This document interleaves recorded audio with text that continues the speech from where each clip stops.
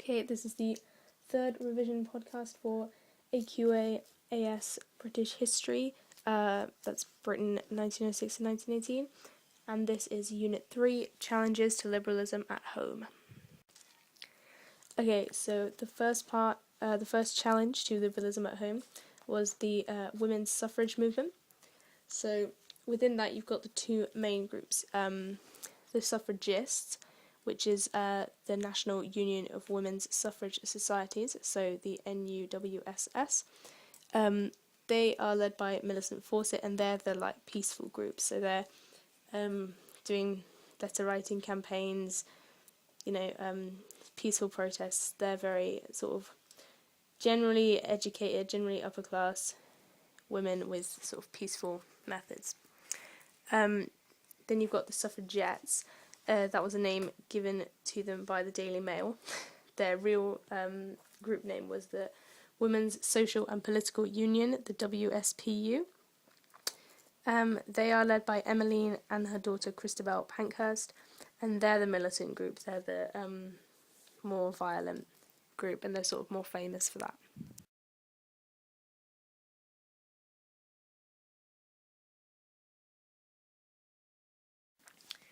Okay, so the most common sort of question on this is whether or not the suffragettes, the militant group, helped the cause of women's suffrage or were detrimental to the cause of women's suffrage. Reasons that the suffragettes were helpful. So the militancy gave publicity to the cause of women's suffrage and made sure that it wasn't sort of forgotten. So there are a lot of other problems, challenges to liberalism, and a lot of other stuff going on in Britain at this time, such as Ireland, rise of Labour, all of that stuff.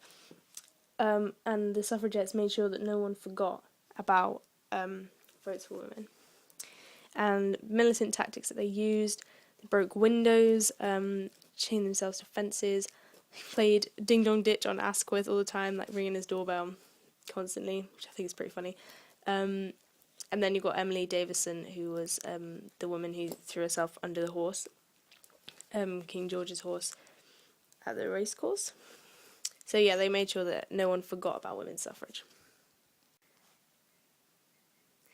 The militant tactics and the way that the Liberals dealt with it gave them sympathy and popularity.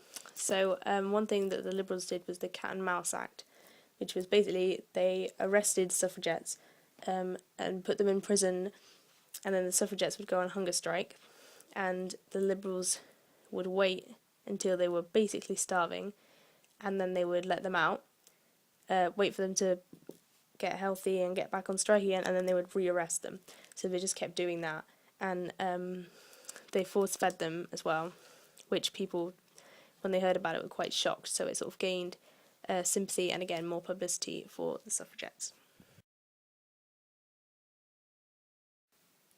So another bit of evidence for the suffragettes being helpful is the conciliation bills, and these were bills to extend suffrage across the UK, so to more men and to some women, and these were put forward in 1910, 1911 and 1912, but they were all rejected. So you can use that to say that the peaceful methods of the suffragists clearly weren't getting them anywhere, nothing was happening. The suffragettes were right to resort to more militant tactics because the peaceful methods weren't getting them anywhere.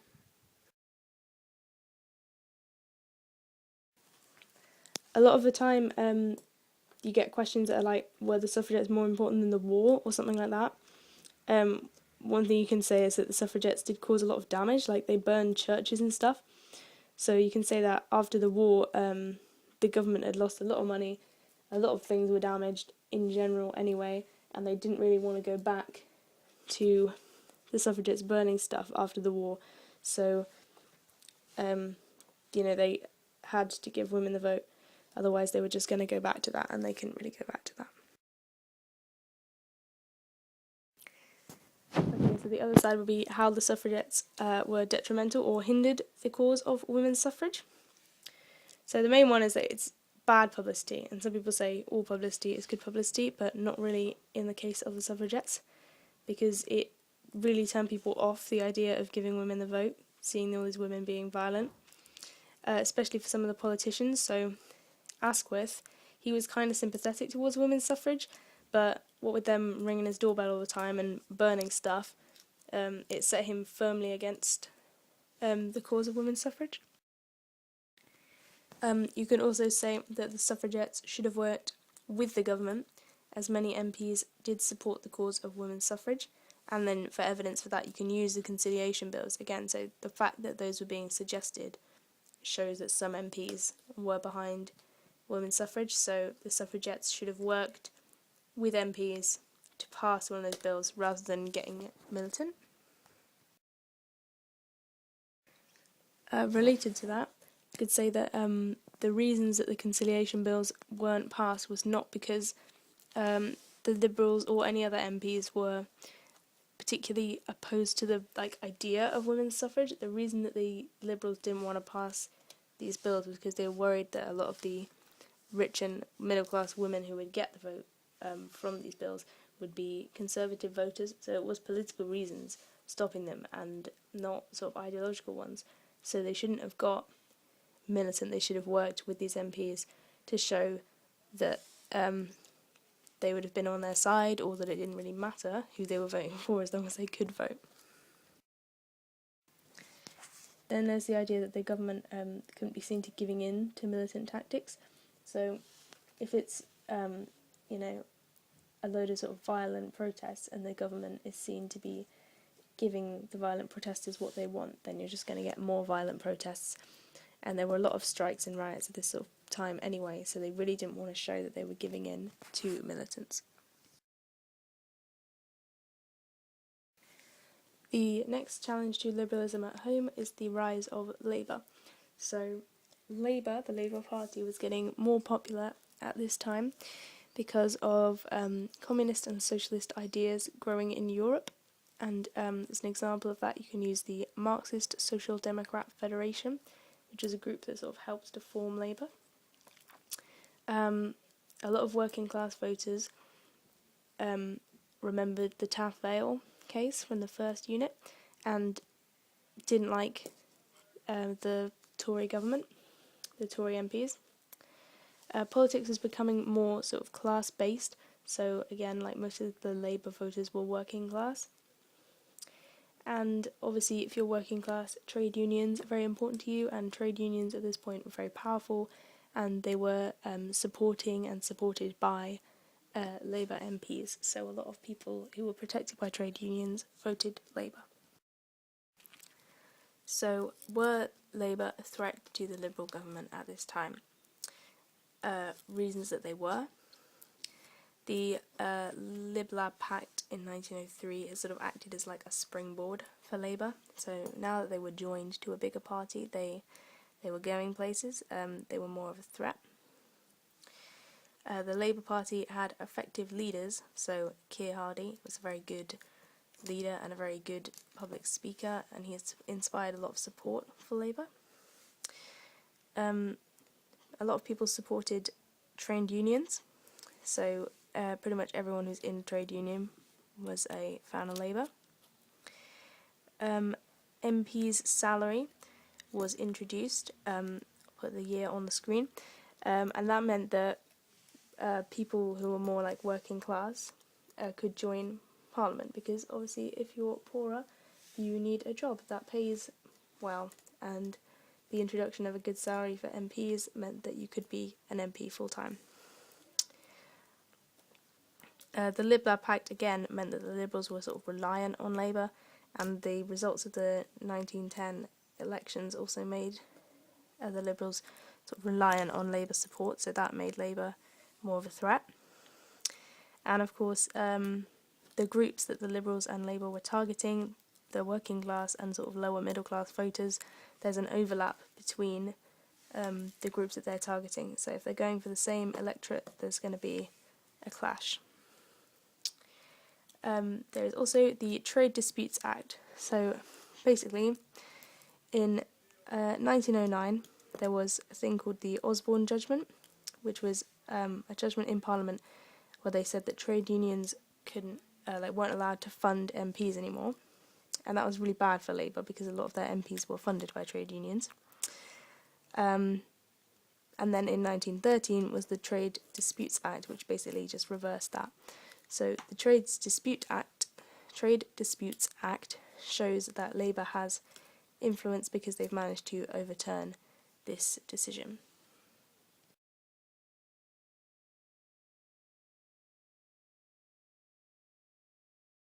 So reasons why Labour weren't a threat to the Liberals. The Irish Nationalist Party still had more seats, so the Liberals would have been able to form a government, would have been able to have a majority with the Irish, so they're not quite as dependent on Labour as they are on the Irish Nationalists, so Labour aren't that strong. The Lib Lab Pact in 1903 meant that Labour didn't oppose the Liberals in a few seats, I think it's like 32 seats, which meant that as they're not sort of opposing them, they can't get any seats off them, so they're not really a threat. The Liberals still have a majority. They don't need Labour so much, and even if they did, they still are the bigger party. They're still the majority, so Labour aren't really a threat. The Labour Party was associated with unrest at this time. So at this time there were a lot of riots and trade union militancy. Examples, you've got the Tony Pandy riots in 1911, you've got riots in Liverpool, dockers and railway workers in 1911, and in 1912 you have the National Pit Strike, so mining strike. And the Labour Party was sort of associated with this unrest, and that made people view them as like militants rather than a proper party, and it damaged their reputation. Also, the Osborne Judgment damaged Labour, the 1909 Osborne Judgment saying trade unions can't fund MPs. The Trade Disputes Act did reverse that, but it reversed it 4 years later, so the Osborne Judgment for a couple of years was quite damaging to Labour. So the third challenge to liberalism at home was the Irish problem, and this basically arose because of the Irish Nationalist Party becoming more important in Parliament, but it's always sort of been there beneath the surface because a lot of Irish people, mainly the Catholic Irish people, have sort of felt repressed by British people for a long time. And in Ireland you've got these two sort of religions, two cultures of the Catholics and Protestants. So in 1912 the third Home Rule Bill was introduced to the House of Commons. Home Rule is basically having an independent parliament for the country but still sending MPs to Westminster. So it's what Ireland have now, and it's what Scotland have now. They have a sort of small parliament for their own country, and then they still send MPs to our parliament in London. The reason that Home Rule hasn't been introduced before was that the Liberals had been sort of divided over it before 1906, and the Conservatives definitely opposed it. It was introduced in 1912 because the Liberals sort of have enough power to act now. They're a majority party, so they can do whatever they want. Well, they're only just a majority, but yeah, they can do what they want. In 1911, you had the Parliament Act, which is in the last video, and that basically makes Home Rule possible, because the Lords won't be able to veto it completely. The Lords will have to pass it eventually. So basically, it's going to go through now. And the Liberals are now under pressure from the Irish Nationalist Party because of the results of the 1910 elections. They're reliant on them to form a government, so they sort of have to introduce this bill.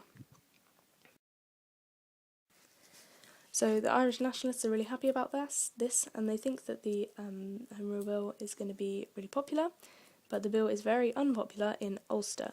So Ireland is made up of these four main counties, I think they're called, blocks, and Ulster is the top one. Ulster was a bit bigger than what is currently Northern Ireland. So it's the top bit. The bill is unpopular over there because Ulster is very industrial, and people didn't want home rule for Ireland because they thought that it would mean they would be taxed more to help the peasants in the poorer parts of Ireland, and they didn't really want to do that. Ulster is also a mainly Protestant area, and they're worried that Irish Home Rule would mean that they were going to be more influenced by the Catholic Church. So the sort of slogan they used was Home Rule equals Rome Rule, and they don't want that because they're not Catholic. The people in Ulster also identified as British, and they want to be attached to Britain. They want to stay with Britain in the British Empire. So some other reasons that it was unpopular in Ulster, but also these are reasons that the Tories also aren't a fan of Home Rule. The Conservatives and people in Ulster are worried that Home Rule would break down the empire. If you start giving away bits of land, soon the British Empire is not going to be existing anymore, and both Britain and Ulster are profiting from the empire, so they don't want that to break down. Also, they believe that it's unfair for the Liberal government to pass a bill that they did not campaign on and didn't have in their manifesto. They don't think that's fair. And the Conservatives, but also people in Ulster, really believe that the Liberals don't have the right to change the constitution, as in the makeup of Britain. They don't think they can just start giving away bits of land, because that's like a national decision that shouldn't just be made by the Liberals, especially when the Liberals don't have a full majority government. So what happens is the Home Rule Bill is passed by the Lords, but not really. They say they're not allowed to veto anymore, but they're going to suspend it for 2 years in the hopes that it will be sort of recalled and they won't have to do it. And this makes people in Ulster really angry. So what did the Unionists do? This is all orchestrated by Carson and Craig. They're the sort of leaders of the Unionists that you need to know. So what people in Ulster do is they sign the Ulster Covenant, which basically is like a contract saying we won't give in, we don't want Home Rule, Ulster will never have Home Rule, blah blah blah. And there's sort of rumours going around that they're signing it in blood, so they're pretty serious.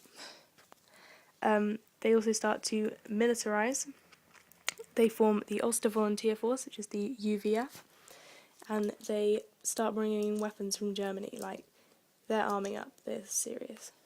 And they swear that they're going to protect Ulster from Home Rule by all means necessary, so it's getting pretty serious. So what do the nationalists, that's the people who do want Home Rule, the Irish nationalists, want to do, like what do they do in retaliation? They're supported by Redmond, he's the leader of their sort of side of it. They also start to militarise. They form the Irish Volunteers in 1913. They also form the Irish Republican Brotherhood, which is a very sort of military-based, angry, violent nationalist group. So what do the politicians do as a response to this sort of really serious brewing of trouble in Ireland? Asquith, the Liberal leader, employs what he calls masterly inactivity. So basically he doesn't do anything. The Conservative leader, Andrew Bonar Law, encourages rallies in Ulster, and he goes down to Ulster and says he will support the Unionists no matter what, which is quite a big claim, quite a serious claim. He's basically encouraging them to keep militarising against the Liberal government, which isn't really cool. It's not really cricket, is it? The government tries to send in the army when it gets really serious to stop the sort of threat of civil war. But what happens is the Curragh mutiny. So soldiers refuse to fight the Unionists. They see them as like their own people, and they don't want to be turned on them. And the Liberal government are sort of warned that they'll face really big like backlash if they try and punish the soldiers and punish their leader, so they don't.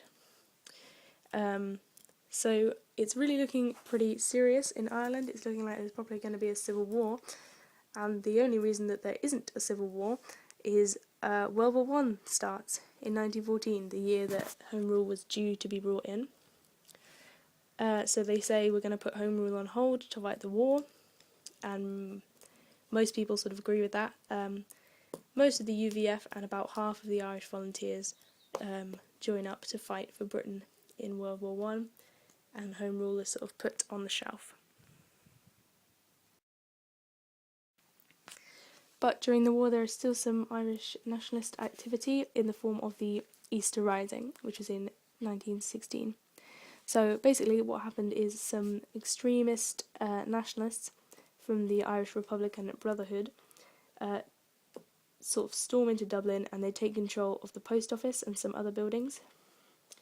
And they raise the Irish flag and declare a revolution and an Irish independent republic.